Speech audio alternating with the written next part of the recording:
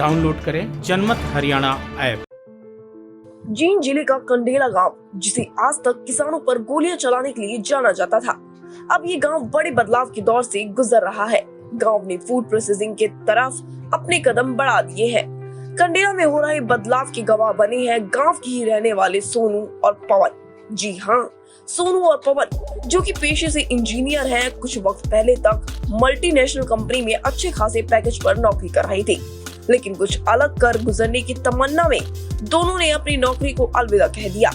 आज दोनों गांव में खेती कर रहे हैं, लेकिन पारंपरिक खेती से अलग। दोनों गांव में मिसाल बन गई है कि कैसे अलग तरह की खेती से मोटा मुनाफा कमाया जा सकता है। दोनों ने गांव में फूड प्रोसेसिंग इंडस्ट्री के लिए रास्ते खोल दिए हैं। यूं तो मनोहर सरकार पिछले कुछ सालों से पारंपरिक गेहूं और धान की खेती से अलग दूसरी फसलों की खेती पर जोर दे रही है। सरकार उसे आज के वक्त की बड़ी जरूरत भी बता रही है। फिर भी ज्यादातर किसान पारंपरिक खेती का मोह नहीं छोड़ रहे हैं, लेकिन सोनू और पवन ने सरकार की बात को समझा और खेती करने के लिए गांव वापस आ गई। दोनों गांव में अलग अलग किस्म की शिमला मिर्च, ब्रोकली जैसे दूसरी सब्जियों की खेती कर रहे हैं। इन सब्जियों की शहरों में काफी डिमांड है, जिसका दोनों को फायदा भी हो रहा है और अच्छा मुनाफा भी कमा रहे हैं।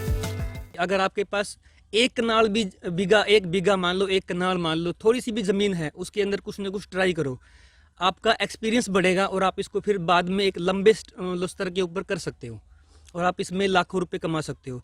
आजकल के युवा बाहर शहर की तरफ मतलब मूव कर रहे हैं जॉब के सिलसिले में या कहीं दाएं बाएं, तो मेरा मानना ये है कि आप गाँव की तरफ में रुख करिए।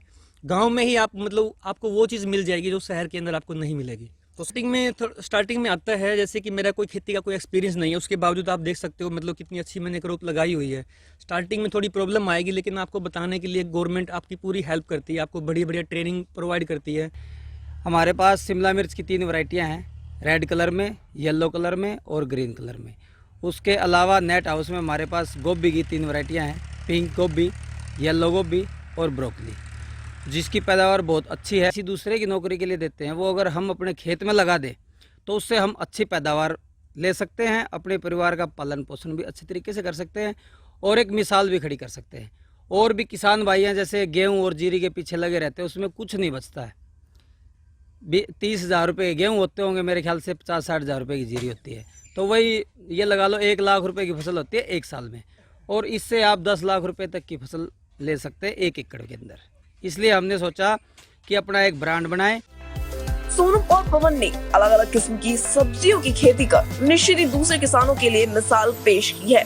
दोनों ने बता दिया है कि आज खेती घाटे का सौदा नहीं कर रही है और अगर किसान चाहे तो उससे अच्छा खासा मुनाफा कमा सकता है, लेकिन उसके लिए किसान को खेती की पारंपरिक फसलों और तौर तरीकों को बदलना होगा।